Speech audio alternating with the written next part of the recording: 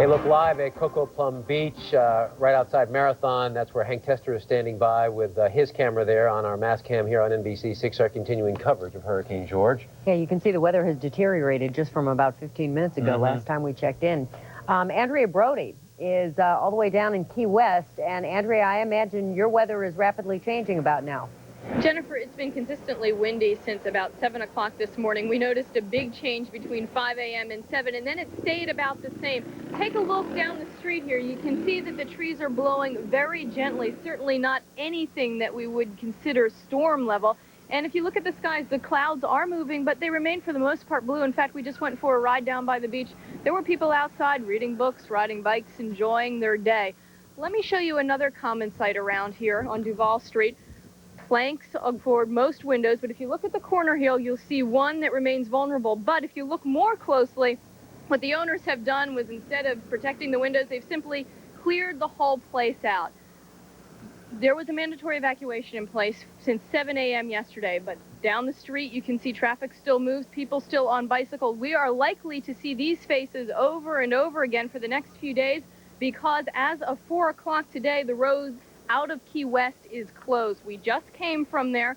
There are about 4 officers set up right at Stock Island. They say, "Where are you going?" If a person answers Miami, they say, "No, you're not. Turn around." We've seen that happen. We've seen people put up a fight, but to no avail. There are now, because of that, 2 shelters open on the island. They had planned on keeping everything closed. They're really more refuge than shelter, but one can take about 500 people. That is at the high school here.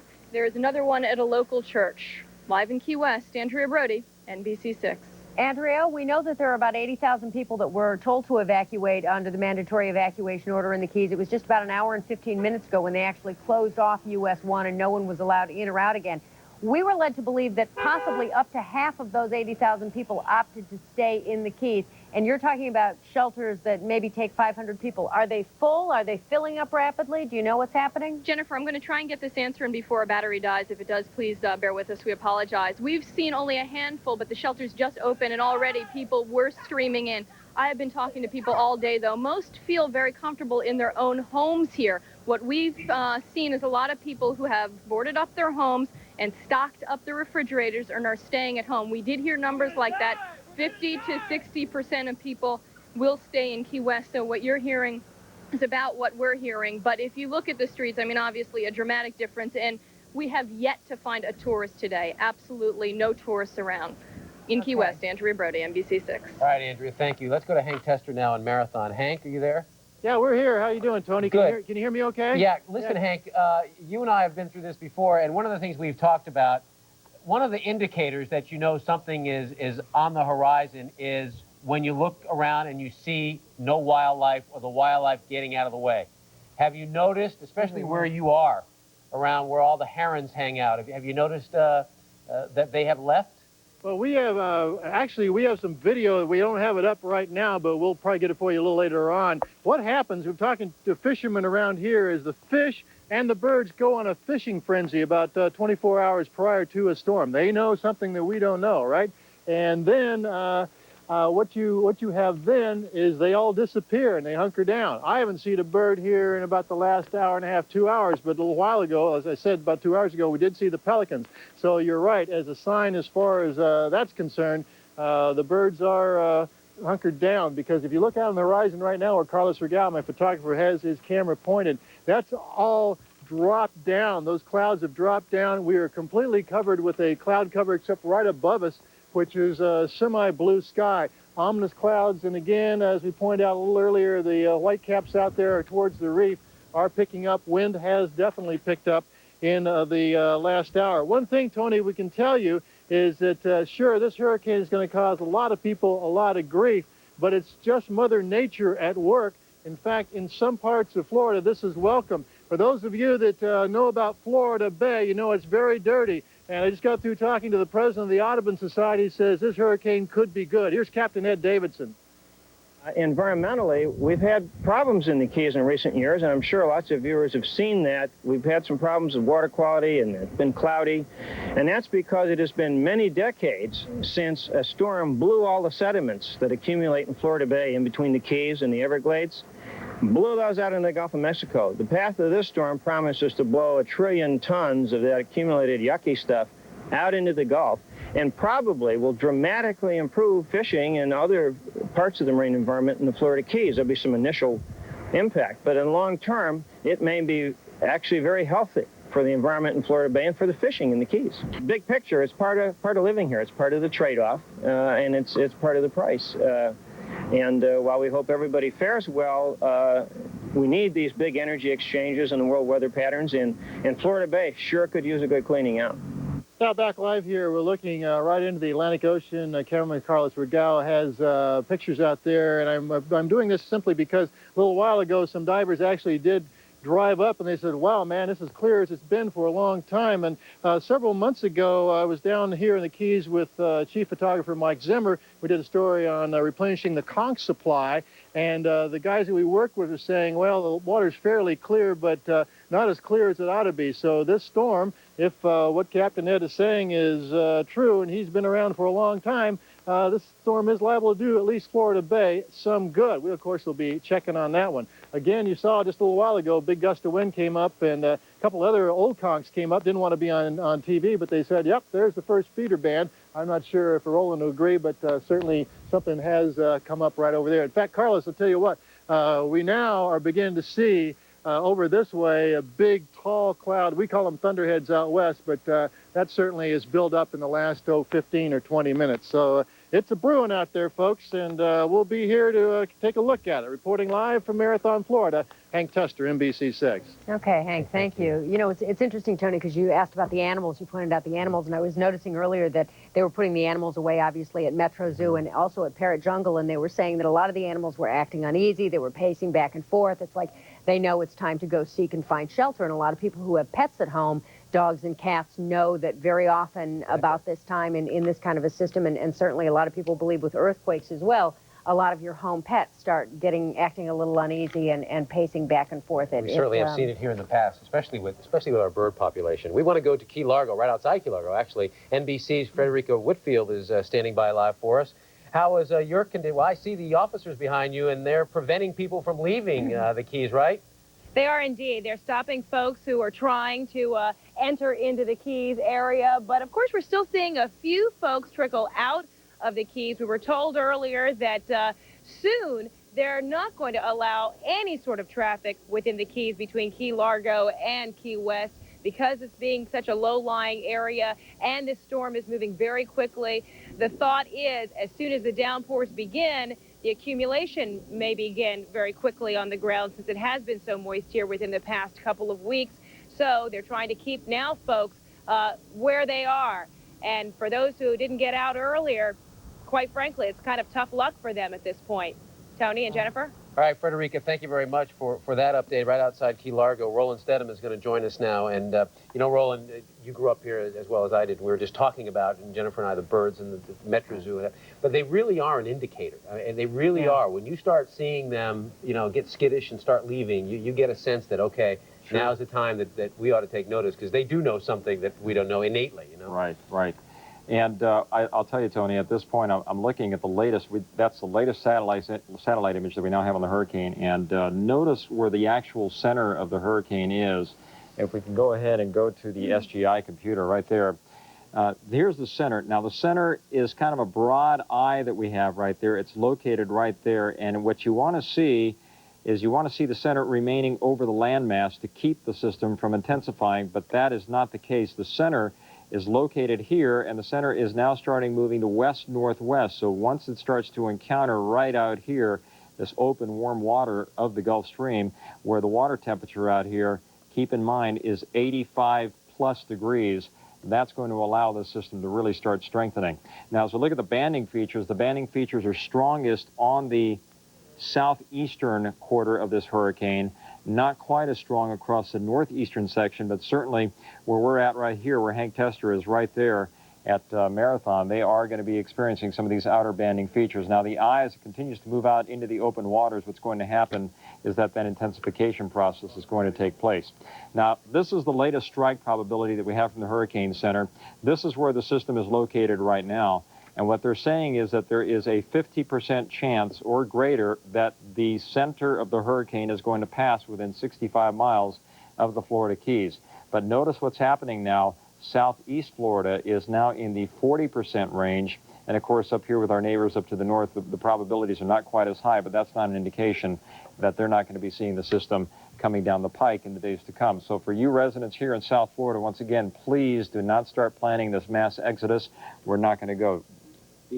Marty Scholl said that they had talked to the National Weather Service in Oklahoma, and they were talking about concerns now of maybe tornadoes. And you had talked about that bow that you had seen in the radar and that first feeder band, and that's what they were concerned about. The bow, whenever you see a bow echo like we had on the radar moments ago, there are certain signatures we look for on the Doppler radar, and that Doppler radar is going to continue to tell us exactly what's happening in the hours to come. We have the opportunity right now to go live to the National Hurricane Center and speak to the director, deputy director, that is Max Mayfield.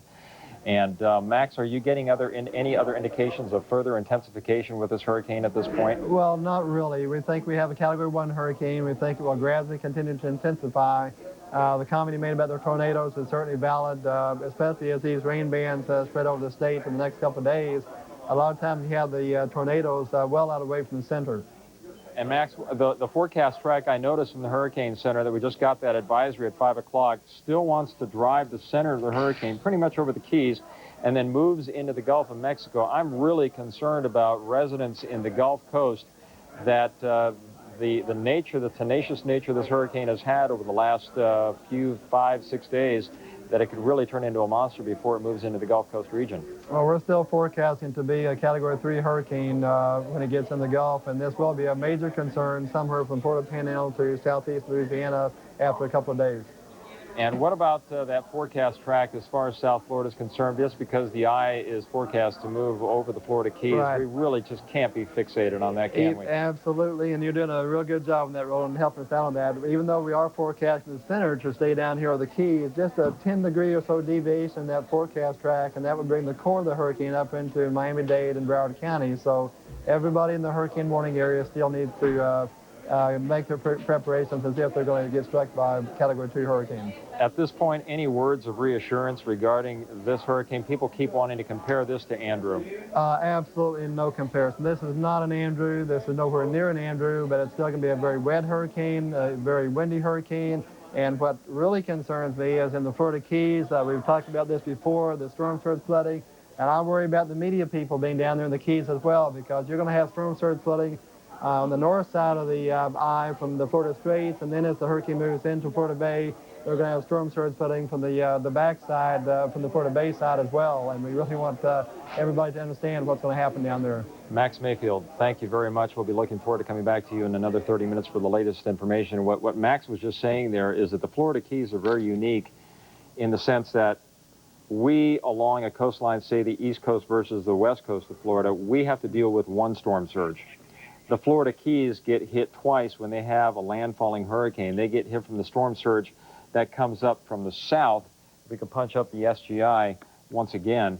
We get hit in the Keys as the storm surge comes up from the south, and then again as the storm passes to the north, they get the double whammy because the backside winds coming back down now causes a storm surge that comes in from the north moving toward the south, or in essence here from the north moving down toward the south. So the Keys get it on both sides, and that's the greatest concern that we have for residents in the Keys. Well, we want to get Michael Williams in because we understand he's under some weather situation right now. And Craig Key. Michael, can you hear us? Yes, Tony, I can hear you. We stopped here at Craig Key. If you look this way towards the west, it doesn't look all that bad as you look at one of the big bridges. Totally desolate here, us and just a few other cars out here. But look to the south. You're starting to see the beginning of the bands of rain that are going to hit us within the hour or so. You can see the breakers, the white caps out there, the situation starting to deteriorate rather quickly here. I must tell you, if you're going to be stuck out in the middle of the Keys, as we were a few minutes ago when an officer said, look, we don't think we want you to go to Marathon, and we were kind of betwixt and between, then you hope you can wave down somebody for help. And nobody better to wave down for help but none other than Billy Wagner, who hopped out of the car that I waved down for help, saying we need to get to Marathon with our live truck. Billy Wagner, all of you at home know, the Monroe County Emergency Management Director. You're headed where right now, Billy? I'm going to the operations center after I left the Hurricane Center. I was wondering what y'all were doing here, and I sure didn't want you trapped. This is the first feeder band, and it's has some good gust in it, and I sure don't want you out here. But I was looking for you and thought you had some problems, so I want you to follow me on in. Well, we had no idea it was Billy. As we go ahead and show you the feeder bands, we're going to continue to talk to Billy. Pretty light traffic coming out of the Keys today. How many people do you think paid heed to the evacuation order? We had an excellent phased evacuation, but I can tell you, I think a lot of people in the Upper Keys waited until the last minute. There was quite a bit of traffic when I was coming southbound up there on a 20-mile stretch, and we're not going to stop the southbound traffic as long as it's flowing out and the winds don't get over 40 miles an hour. So anybody's on the highway, I want them to continue out of here. But just soon as next feeder band comes, we'll probably have to stop it. Billy, how many people in the Keys this time of year? How many would you estimate took heed to the evacuation order? Well, right now we have about 80,000 permanent residents, and we had quite a few non-residents, but we got an excellent response out of the non-residents in our tourist community, and any numbers you'd have in mind? A tremendous amount of support from the business community, too. I'm not sure what the numbers are, but there were probably, I know, in excess of between 10 and 20,000. Billy Wagner, you've been through a lot of them. Your concerns on what we're going to be dealing with tonight on into the morning and what people are going to wake up to once this thing's gone through. Well, I tell you, we're looking right now at a Category 2, but it could, increase to a Category 3. I can assure you that anybody decided to ride this out is going to know what a hurricane's about. Billy, in terms of damage, people worry about after the fact. Do you have pre-positioned crews for utilities, police presence, that type of thing? Where are they? Are they at a staging area, or do they hunker down in the Keys to get immediately to work after the storm has passed, given the fact that so many people elected to stay here even though you didn't want them to? Right. Well, we have the last resort refuges. We've opened some down in Key West. We have one of them open in Marathon. We're getting ready to open a couple in the Upper Keys. Just soon we phase the evacuation all the way out. Anybody on the highway, we're going to direct to those facilities. What about police presence and utility crews who can get to work right away? Oh, excuse me, Billy. I'm told that we're going to go to Governor Childs, who's going to speak. So we're going to thank Billy Wagner, Monroe County Emergency Management Director. We're going to follow Billy down to Marathon. Tell the good governor hi for us, and we sure appreciate all the support we're getting out of his office in Tallahassee. All right, back to you. Probably early Sunday morning, it would be hitting the Pensacola, Alabama line. That's the sort of the official model, and then there are models that carry it to the left of that and to the right of that.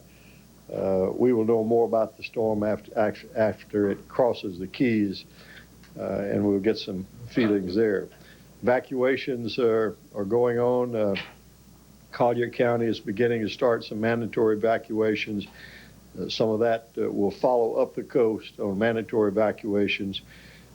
Dade has had some evacuations as well as Broward. The Keys, of course, have been in a mandatory evacuation down there. We're asking people if they will continue to monitor their local news and to follow the storm very carefully.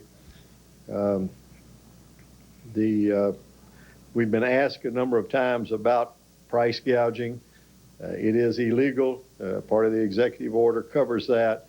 So on hotel rooms, motel rooms, or anything else, anything above what is the regular prices would be illegal. The Lieutenant Governor is in Tampa, and he'll probably be there or going on to Dade County tonight sometimes. Joe? Thank you, Governor. The Emergency Operations Center is at a level 4. That's the highest level of activation. We did get the Federal Emergency Management Agency's response team to come in, advanced team, this morning, and we have integrated that operation together, so it's one good working group to support the counties on their evacuation. Of course, we've said all along this is a very challenging scenario that we're dealing with in this particular case. As evacuations are winding down in the Keys, we've made preparations for our quick response into the area, and at the same time we're working with those counties up the West Coast now. As the Governor mentioned, Collier County, and then we would anticipate other counties as they go under a warning to support that evacuation, and then also the coordination with those panhandle counties.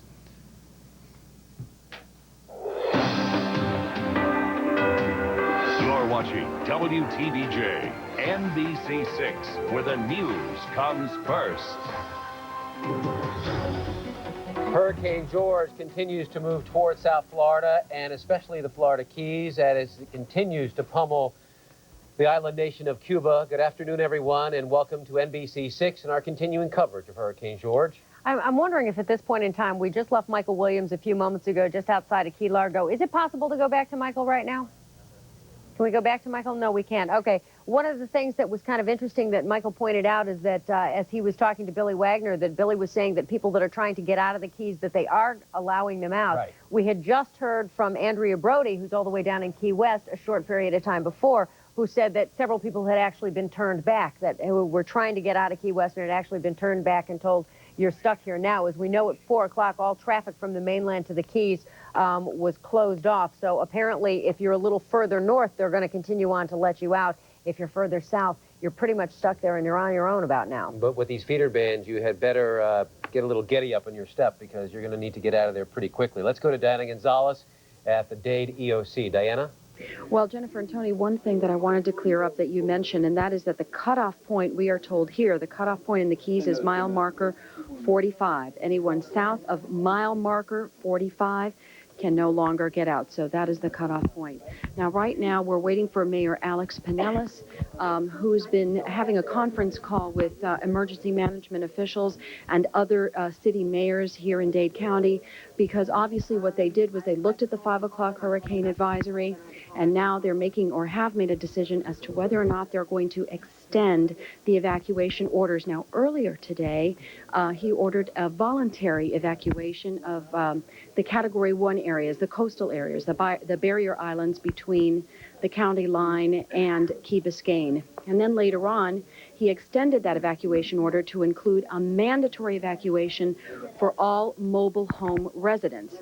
And so now the question is whether or not he's going to extend evacuation orders even further.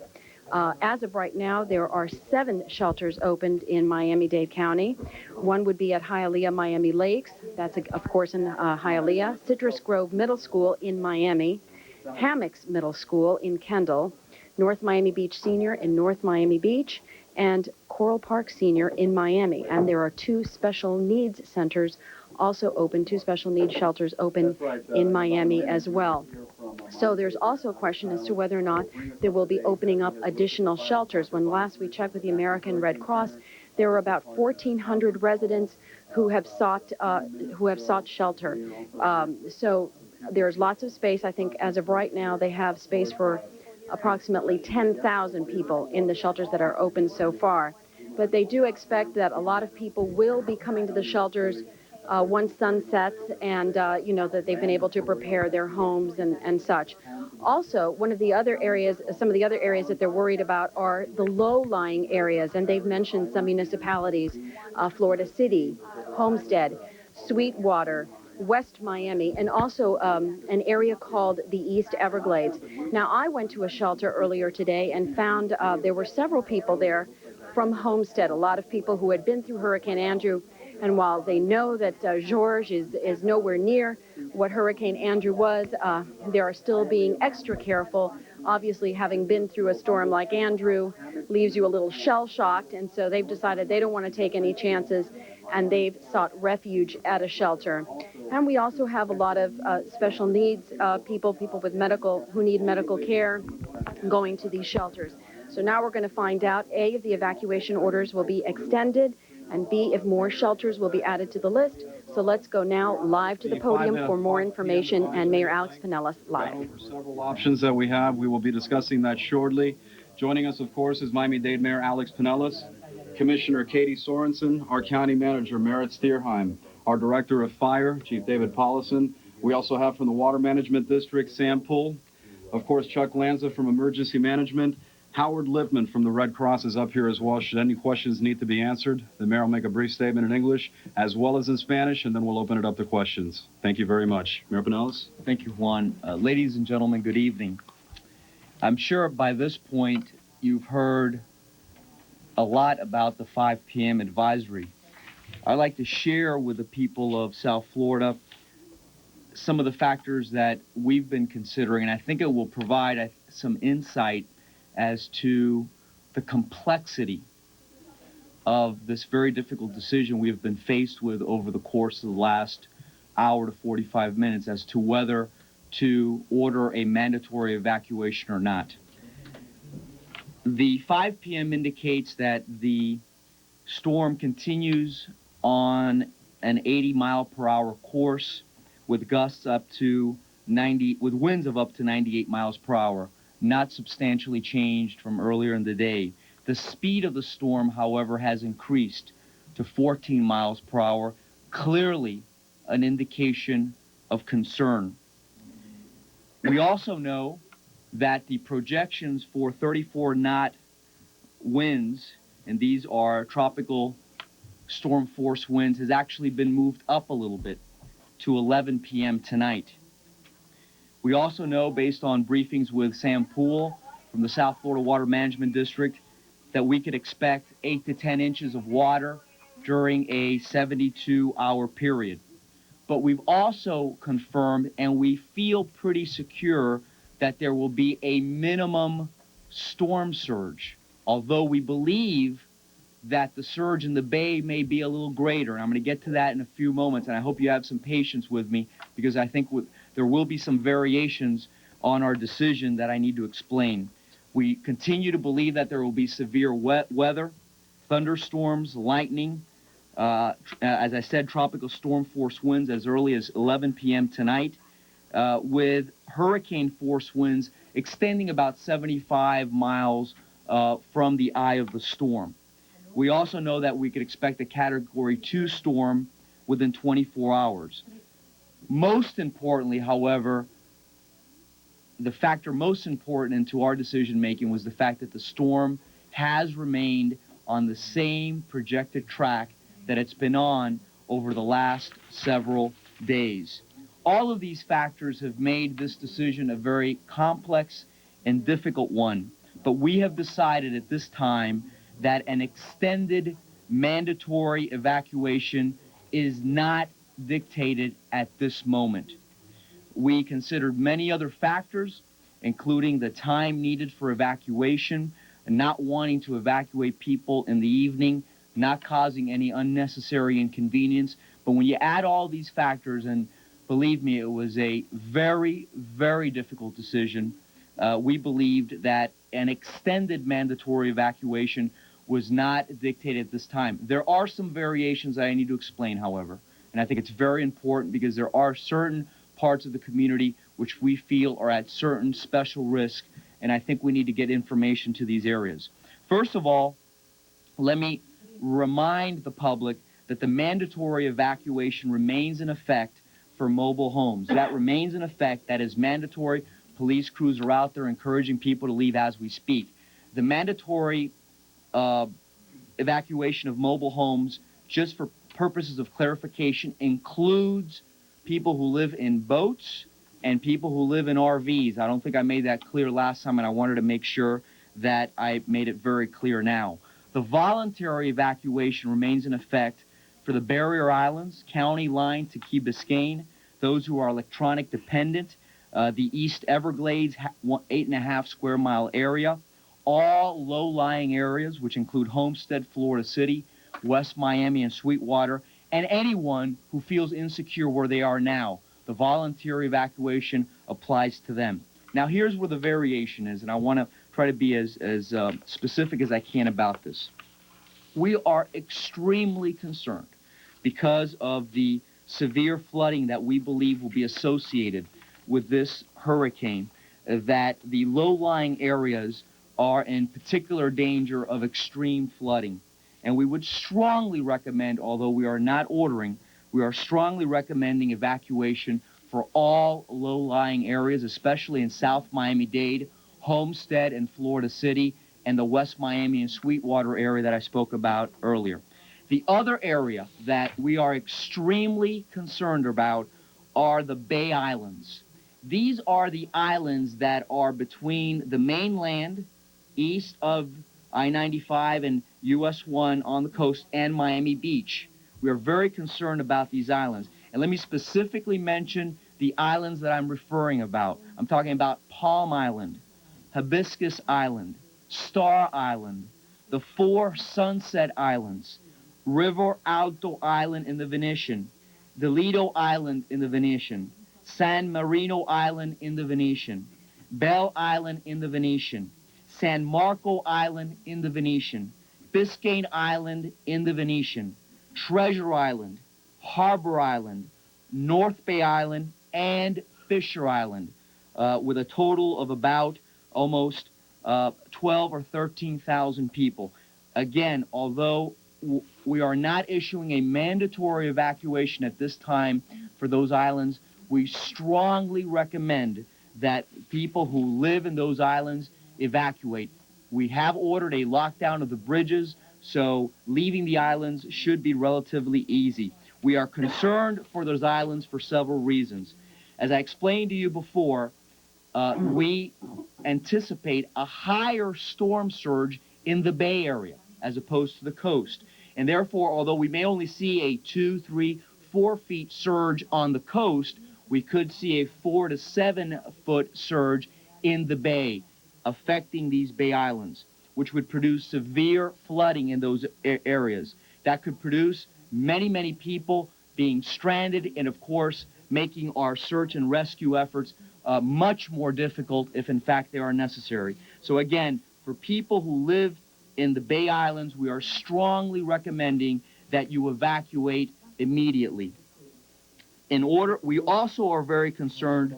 There's one other category that causes tremendous concern, and those are people who live in the voluntary evacuation area, primarily Miami Beach and Key Biscayne, on the upper levels. In other words, people who live in high rises. We are very concerned because folks need to understand that the wind gusts higher up can be much stronger, could be a greater category than those on the lower levels. And we would recommend people who live in high rises, especially along the coast, if you decide not to evacuate, to move down to the 1st or 2nd floors. Ladies and gentlemen, in order to accommodate this recommendation, although it is not mandatory, we have decided to open 5 additional shelters in the county, 5 additional primary shelters, and 1 additional special needs shelter. The new primary shelters are the following: North Miami Senior High at 800 Northeast 137th Street. We are also opening up Van E. Blanton Elementary in Miami at 10327 Northwest 11th Avenue. And these are open right now. People could go right away. Kinloch Park Middle School is open as we speak at 4340 Northwest 3rd Street. We have also opened Oliver Hoover Elementary at 9050 Hammocks Boulevard. And we have also opened Miami Killian Senior, located at 10655 Southwest 97th Avenue. The new special needs shelter will be located at South Miami Senior High at 6856 Southwest 53rd Street. We've had some concerns from some people wanting specific shelters opened in specific neighborhoods. Folks, it just doesn't work that way. Many of the people who are making specific requests for shelters don't understand that they may not be primary shelters, which affects our capacity to meet the needs of the people there, and some of these shelters are located in low-lying areas. The last thing we want to do is open up a shelter in low-lying areas. That's why you're not seeing a lot of shelters in the deeper portions of South Miami-Dade County. I am pleading with the people of Miami-Dade County and South Florida to be extremely careful. The fact that I have not extended the mandatory evacuation order should not lull people into a false sense of security. This is a dangerous storm. It could change course at any moment, and we, of course, reserve the right, if necessary, to come back, even if necessary, at a late hour today to expand our evacuation orders. This is the last opportunity for people to be prepared, to prepare their own homes, to pick up debris from their yards, And we would ask people after 11 p.m. to stay home. Don't wander out if it's not necessary. We would hope that people after 11 p.m. would stay home. Ladies and gentlemen, again, we do not want people to panic, but this is a severe storm. We want people to be prepared. We have struggled and labored with this decision, and we've come up with what we believe to be the right decision based on the circumstances we know at this time. However, again, I would repeat, we would reserve the right, of course, to extend our mandatory evacuation orders later this evening. Mayor, Questions? Have residents of mobile homes been complying with the mandatory order?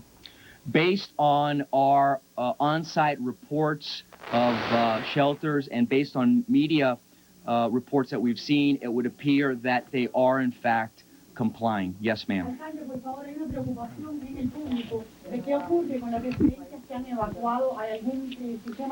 Right now, Mayor Pinellas is being...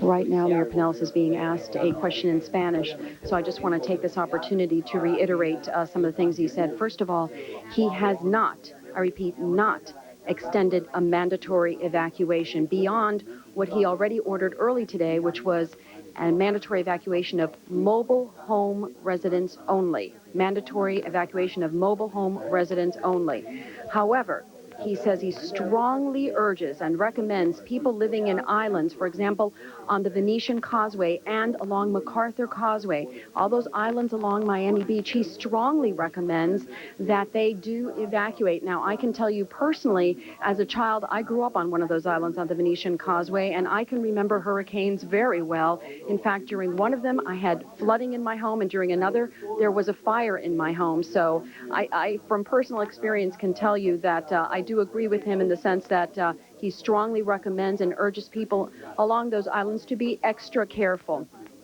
He also advises people throughout Miami-Dade County not to leave their homes after 11 p.m. tonight. Now, this is not a curfew. It's just a strong recommendation for people not to leave their homes after 11 p.m. tonight. Also, Miami-Dade County has opened 6 additional shelters, 5 regular shelters, 1 special needs shelters. I'm going to get those locations for you right now. That would be 1 shelter at North Miami Senior High, another one at Van E. Blanton Elementary in Miami, Kenlock Park Middle in Miami, Oliver Hoover Elementary in Kendall, and Killian Senior in Kendall. And the additional special needs shelter is at South Miami Senior High. Now, we're going to see if we can check back with Mayor Pinellas.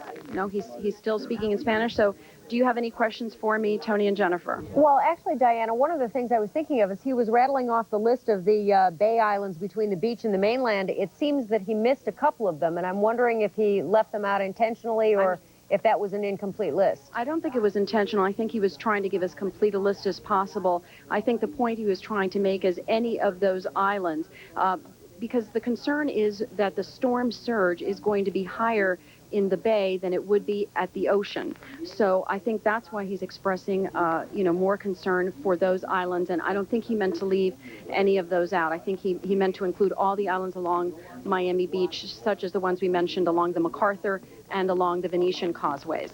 So essentially he's saying he's strongly recommending anyone in any of the Bay Islands or any of the particularly low-lying areas like Homestead, Florida City. He's strongly recommending that they leave, but he is not issuing any kind of a mandatory evacuation order for anyone other than people who live in mobile homes and people on boats. That's correct. And I guess another question is being asked here, so let's go back live to the podium. We are currently making arrangements on that particular issue, and we should hopefully have an answer very, very shortly. But based on the decision that we've made, obviously we would expect the ferry to be operational for those people who decide to voluntarily leave. Now, there will be a window of opportunity. The ferry will not be able to work indefinitely. Mayor, given your concern about the people who live on those islands, and also, as you mentioned, the people who live on the upper floors of high-rises, why not order a mandatory evacuation for those folks?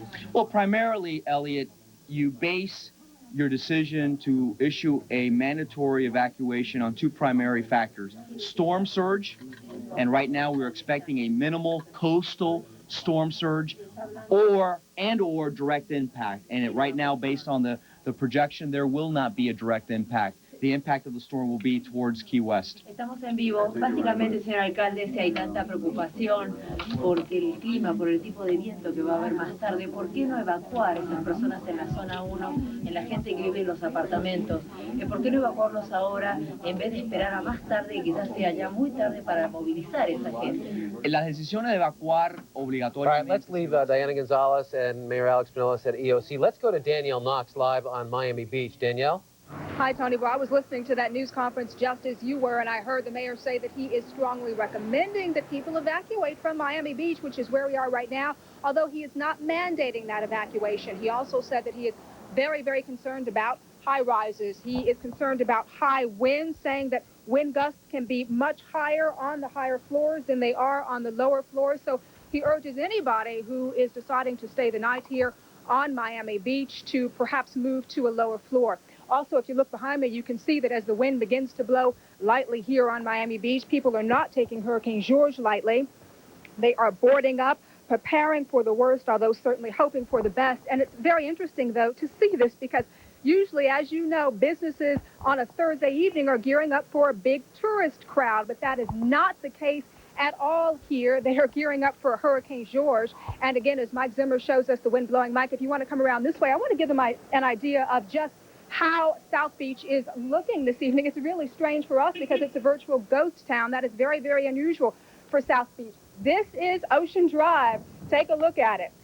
Not very many people here at all, although I got to tell you, we have seen a couple of people on their skateboards, a couple of people on their bicycles. You see somebody on their bicycle there, but really this is nothing like the crowd we are used to seeing here on Ocean Drive. So again, the mayor recommending evacuations for this area, not mandating evacuations for this area. That is the very latest for now. Reporting live from South Beach, 5th and Ocean, Danielle Knox, NBC6. Danielle, thank you very much. We want to mention that we just received word from Broward EOC, and they're telling us that they're telling the people in Broward that from 7:30 p.m., about an hour and a half from now, through 8 a.m. tomorrow, they can expect winds at 39 miles per hour, up to 74 miles per hour.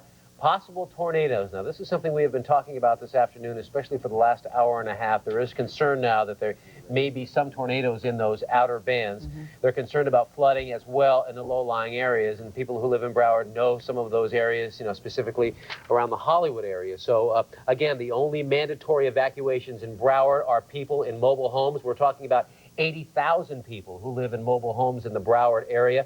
The rest is all up to you, voluntary evacuation, but again, like we have heard, shouldn't venture out of your home much past 11 o'clock tonight. In Broward and Dade. Now, just one other thing, I want to pick up on a point from Mayor Pinellas because we went to him in the middle of a question where he was talking about the ferry. He was referring to the Fisher Island ferry, and obviously he hadn't made a decision as to when they were going to close that down for people to get off of Fisher Island because he is strongly recommending that they leave, but I do know that they have their own regulations that those ferries don't travel in certain winds. So obviously, if that's of concern to you, you'll want to check with your own organization there. We're going to take a live look, La Concha Cam, as we go to break. And there you have it, Key West, looking at Duval Street. We'll be right back.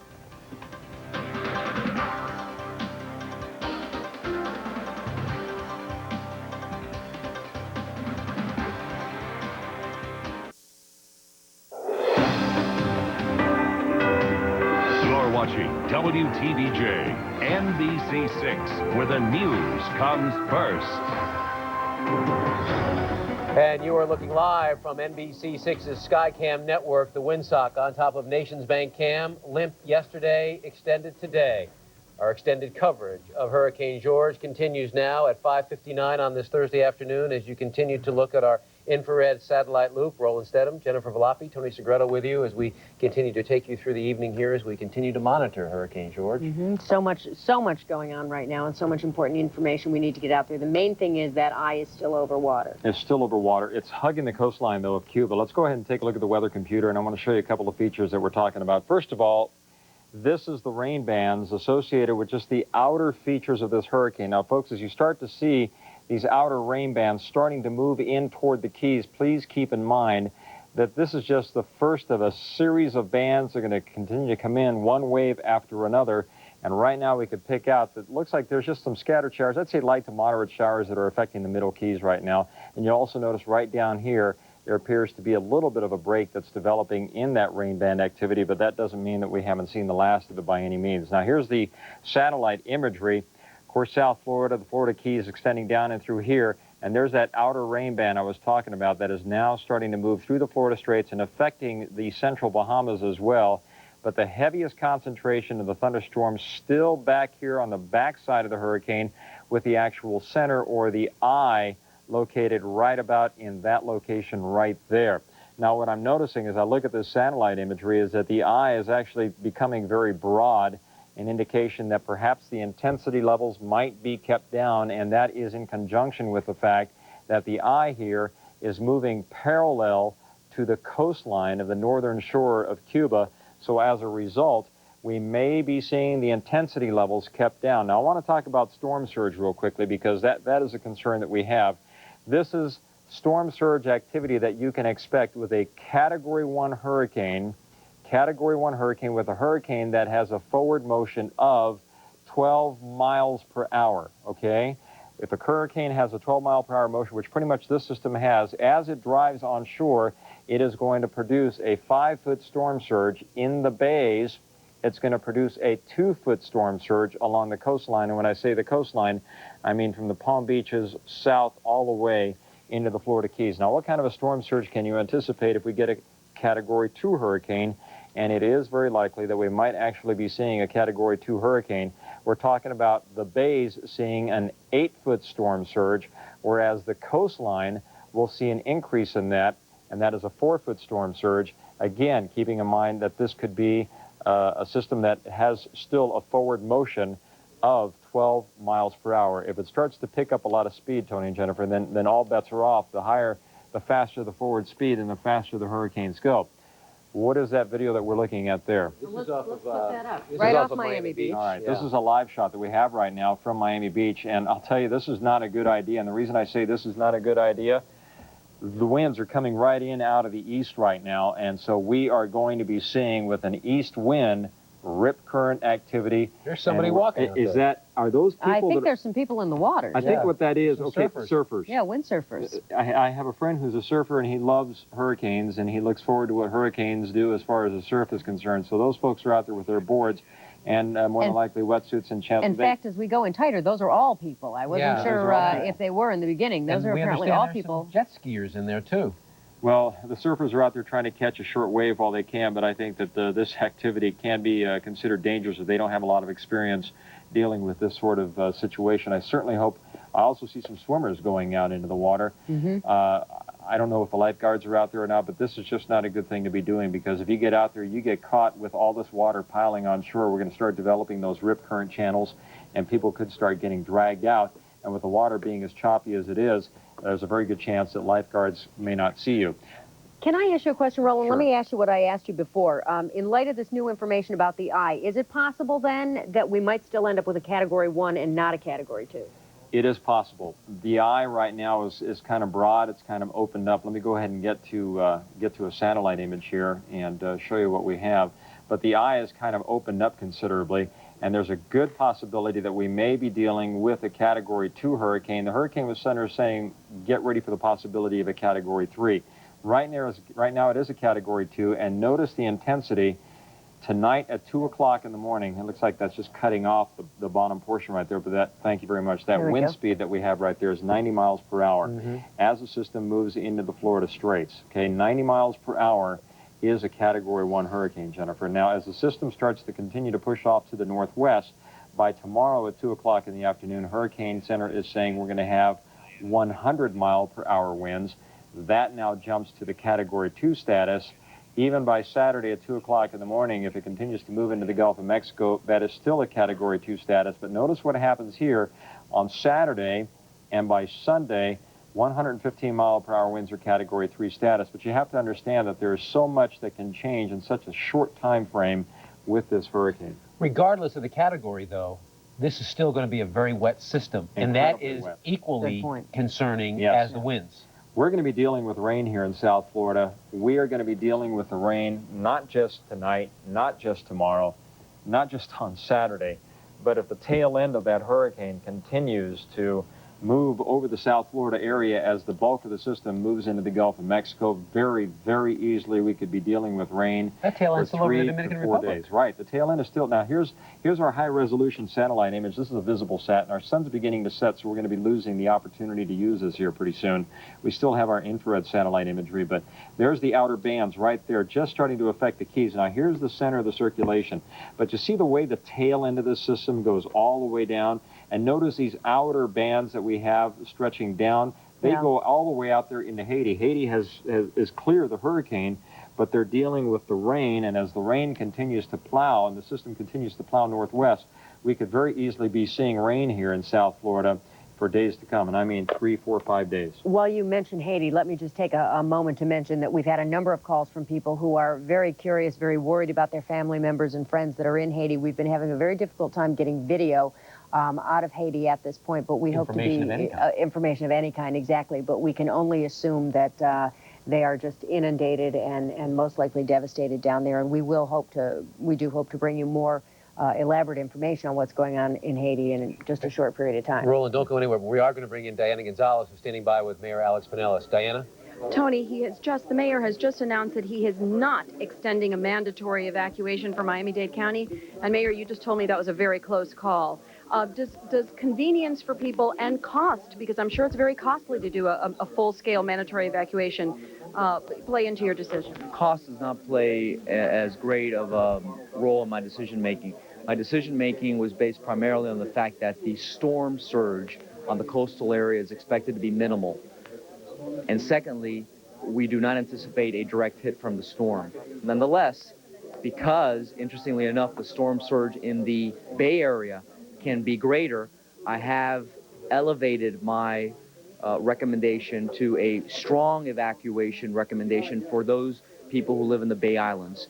But we think that is the right decision to make at this time. There's no need to be alarmed, but people should understand that we will feel a significant impact from the storm starting in just a few hours. Now, we understand that hurricane hunters were not allowed to fly into the eye of the storm while it was over Cuba, and of course, I guess that limits the amount of information they're able to get. Does that concern you at all in terms of the information you're able to use in making these decisions? Dana, under normal circumstances it would, although in this case I think you see one of the rare exceptions, and that is that the storm, the hurricane, has followed the projected path even before it was in Cuba, when hurricane hunters were flying into the eye. So based on that, we feel a little calmer and a little more confident that we will not receive the direct impact from the storm. Are mandatory evacuations, further mandatory evacuations, out of the question at this point? No, they are not out of the question. They still apply to mobile homes. Right. We are strongly recommending them for the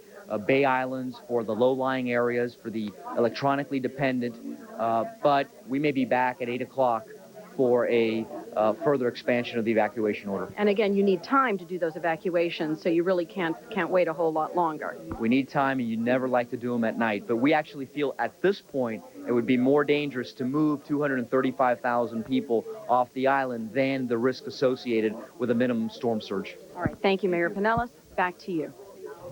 All right, Diana, thank you. One of the things we heard the mayor talking about yesterday, and also the insurance commissioner, and one of the things we heard Governor Lawton Chiles talk about just about an hour or so ago on our air was price gouging.